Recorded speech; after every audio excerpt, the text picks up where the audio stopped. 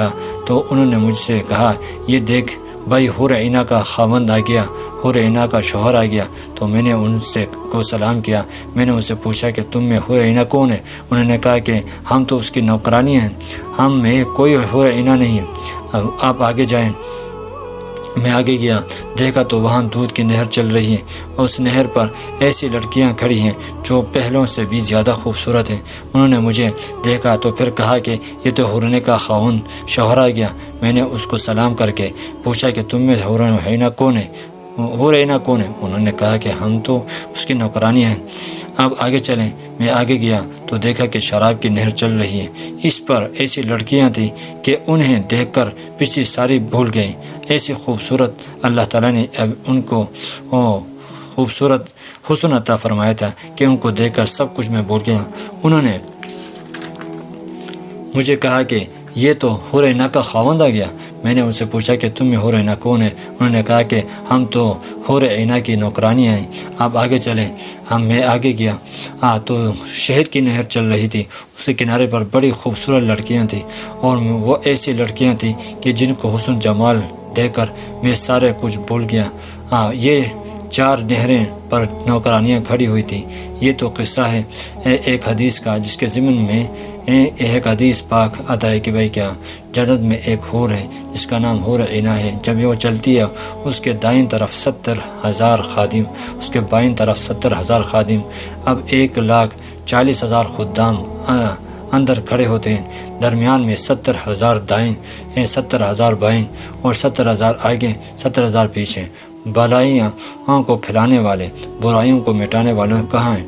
یعنی اللہ تعالیٰ نے میرا ہر اس شخص کے ساتھ نکاح کر دیا ہے، یعنی وہ حور عینہ یہ کہتی ہے کہ اللہ تعالیٰ نے میرا نکاح ہر اس شخص کے ساتھ کر دیا ہے جو دنیا میں بلائیاں پھیلاتے ہیں، برائیاں مٹاتے ہیں۔ یعنی کیا اس کی بیوی ہوگی، اس کا مطلب نہیں کہ وہ ایک ہی حور عینہ ہے، جتنے دین کی خدمت کرنے والے ہیں ان کو ہر قسم کے حور عینہ ملے گا۔ اتنی ہی اللہ تعالیٰ حور عینہ پیدا کرتا چلائے گا۔ تو وہ نوجوان کہتا ہے کہ جب میں 4تھی نہر پر گیا تو اس پر دیکھا کہ ہم عینہ کی نوکرانیاں نے، تو میں آگے چلا گیا۔ تو انہوں نے کہا کہ بھائی کیا، تو آگے چلو۔ میں آگے دیکھا ہوں کہ سفید موتی کا ایک خوبصورت خیمہ ہے، وہ جگمگا رہا ہے، اس کے دروازے پر ایک لڑکی کھڑی ہے سبز لباس پہن کر۔ میں نے اسے دیکھا تو اس نے مجھے کہا کہ بھائی کیا حور عینہ کا شوہر آ گیا ہے۔ پھر اندر منہ ڈال کے کہا کہ عینہ تمہارا شوہر آ گیا ہے، عینہ نے تیرا شوہر آ گیا، عینہ تیرا شوہر آ گیا۔ اندر دیکھا سارا خیمہ نور سے روشن تھا، خیمے کے اندر درمیان میں تخت پڑا ہوا تھا، اور تخت پر تکیے لگے ہوئے تھے، اور قالین بچھے ہوئے تھے۔ اس کے اوپر ایک لڑکی بیٹھی ہوئی تھی جیسے ایسا حسین و جمیل اور حسن و جمال والا، اس کو دیکھ کر ہر آدمی کا کلیجہ پھٹ جائے اور نہ برداشت کر سکے۔ اور پیچھے جتنے بھی وہ لڑکیاں میں نے دیکھی تھی ان سب کو میں بھول گیا۔ اور جب میں نے اس کو دیکھا تو میں نے کہا کہ اچھا یہ ہے حور عینہ۔ تو اس نے مجھے کہا کہ اے اللہ کے ولی، تیرا اور میرا ملاپ اب قریب ہے، تیرے ملنے کا وقت اب قریب آ گیا ہے۔ میں تو اس کو دیکھ کر آگے بڑھا کہ اس کے پاس بیٹھوں، اس کو گلے لگاؤں، تو مجھے کہا کہ آپ صبر کریں، ابھی تو زندہ ہیں، لیکن آج تیرا روزہ ہے، میرے پاس افطار ہوگا۔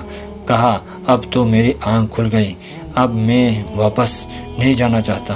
اگر آپ بھی ایک جھلک عینہ کا دیکھ لیں تو سارے ہی واپس نہیں جاؤ گے۔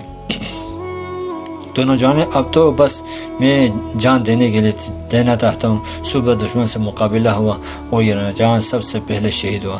وہ شیخ عبدالواحد رحمۃ اللہ فرماتے ہیں کہ میں نے دیکھا کہ وہ نوجوان ہنس رہا تھا اور مر رہا تھا، اور مر کر بھی ہنس رہا تھا۔ جب واپس آئے تو اس نوجوان کی ماں آئی اور اس نے کہا کہ شیخ عبدالواحد میرے بیٹے کا کیا بنا، میرا تحفہ اللہ تعالیٰ نے قبول کیا کہ نہیں؟ شیخ عبدالواحد نے فرمایا کہ تیرا تحفہ قبول ہو گیا۔ اسی رات کو ماں نے اپنے بیٹے کو دیکھا کہ بیٹا جنت میں تخت میں بیٹھا ہوا ہے، عینہ اس کے پاس بیٹھی ہے۔ نوجوان اپنی ماں کو کہہ رہا تھا اللہ تعالیٰ نے تیرا ہدیہ قبول کیا ہے، حور عینہ سے میرا نکاح کر دیا ہے، مجھے اس کا گھر والا بنا دیا ہے، اور جو دعوت کا کام کرتے ہیں اللہ تعالیٰ کے دین میں اللہ تعالیٰ کے لیے جہاد کرتے ہیں اور اس کے لیے قربانی دیتے ہیں، اللہ تعالیٰ ان کو اور بھائی کیا اسی طرح مہمان نوازی کرتے ہیں۔